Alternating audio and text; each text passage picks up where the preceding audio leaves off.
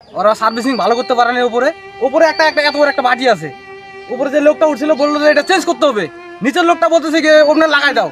ঠাকুরগাঁওয়ের রানীশংকেলে বিদ্যুতায়িত হয়ে শামীম নামে এক যুবক গুরুতর আহত হয়েছেন।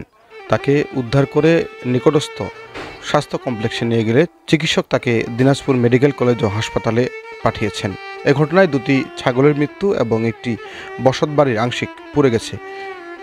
শনিবার দুপুরে দক্ষিণ সন্ধ্যারই রানীদিঘি সংলগ্ন এলাকায় এ ঘটনা ঘটে। স্থানীয়রা বলছেন, ত্রুটিপূর্ণ বৈদ্যুতিক ট্রান্সফরমার থেকে আগুনের ফুলকি বের হয়ে এসব ঘটেছে। অল্পের জন্য রক্ষা পেয়েছে পুরো গ্রামের মানুষ। এ ঘটনার জন্য স্থানীয় পল্লী বিদ্যুৎ সমিতির লোকজনকে দায়ী করছেন ভুক্তভোগী পরিবারগুলো।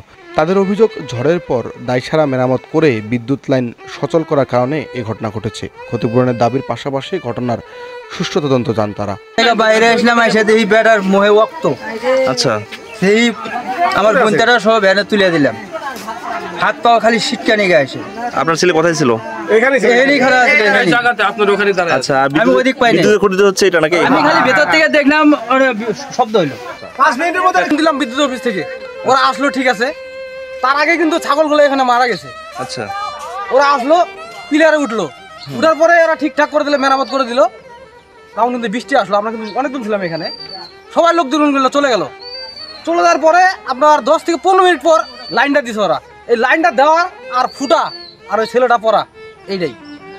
ওরা সার্ভিসিং ভালো করতে পারে না। উপরে উপরে একটা একটা এত বড় একটা বাটি আছে, উপরে যে লোকটা উঠছিল বললো যে এটা চেঞ্জ করতে হবে, নিচের লোকটা বলতেছে কি ওখানে লাগাই দাও। ঠিক করে এসে কয় যে ওই লাইনটার উপরে যে বাতিটা না কি আছে ওইটা বলে নষ্ট হয়ে গেছে, কয় ওইটা লাগাইতে হবে।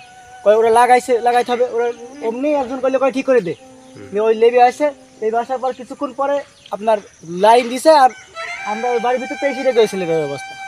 ছাগল মারা গেছে, ঘরে নেপটুসুপ পুড়ে গেছে। তারপরে ওরা কারেন্টের অফিসে ফোন করার পরে ওরা এসে ঠিক করে যাওয়ার পরে আবার ফির লাইন দিছে। দেওয়ার পরে আবার একটা দুর্ঘটনা, ছেলে একটা অ্যাক্সিডেন্টে মানে নাক মুখে আগুন, ওই কারেন্টের ওই দুর্ঘটনায়। আচ্ছা, ফায়ার করে আমরা ওই ঘরের ভিতরে ছিলাম। ওই ছেলে আমার সাথে ভাত খেয়েছিল, কথা বলছিল, ঠিক আছে, ঘরের ভিতরেই ছিল। আচ্ছা, ওই যে কখন বেড়াইছে আমি দেখতেও পাইনি।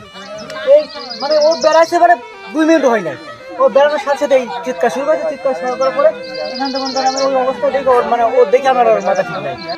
এদিকে অভিযোগের বিষয়ে তদন্ত করা হচ্ছে বলে জানালেন রানীশংকেল পল্লী বিদ্যুৎ সমিতির দায়িত্বে থাকা এই কর্মকর্তা। বিশাল ব্যবস্থা নিবই, তদন্ত পর্যন্ত তো আমাকে আপনি আগে সমাধান চাইলে তো পাবো না।